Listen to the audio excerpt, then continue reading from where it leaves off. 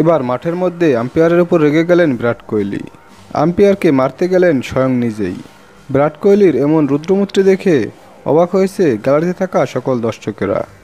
অবাক হয়েছে ধারাভাষ্য কক্ষে থাকা ধারাভাষ্যকাররাও।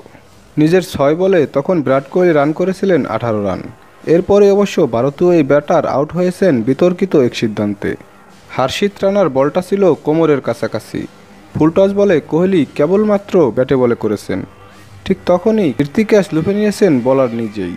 তবে আউটের সিদ্ধান্তের জন্য দ্বারস্থ হতে হয়েছিল আম্পায়ারের, যেখানে হক আই প্রযুক্তির সাহায্যে থার্ড আম্পায়ার মাইকেল গফ সিদ্ধান্ত জানালেন আউটের। কোহলি সেই সিদ্ধান্ত কিছুতেই মেনে নিতে পারছিলেন না। মাঠেই মেজাজ হারিয়ে বসেন বিরাট কোহলি। আম্পায়ারের সঙ্গে তর্কে বিতর্কে জড়িয়ে পড়েন। যুক্ত ছিলেন আরসিবির অধিনায়ক ফাফ ডু প্লেসিও। তবে গফ নিজেই ম্যাচ চলাকালীন জানিয়েছেন বিতর্ককে উস্কে দেওয়ার জন্যই এমন সিদ্ধান্ত।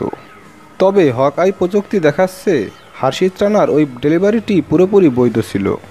কারণ ব্যাটার ক্রিজে থাকলে বলের উচ্চতা হতো 0.92 মিটার। তবে বিরাট কোহলির কোমরের উচ্চতা 1.04 মিটার, যার অর্থ বিরাট কোহলি ক্রিজে থাকলে বল তার কোমরের নিচ দিয়েই যেত, যা আইসিসির নীতি অনুযায়ী বৈধ বলে গণ্য করা হয়। তাই স্বাভাবিকভাবেই নিয়ম মেনেই তাকে আউটের সিদ্ধান্ত জানিয়েছে মাইকেল গফ। তবে এমন সিদ্ধান্তে বিতর্কেও উস্কে দিয়েছে।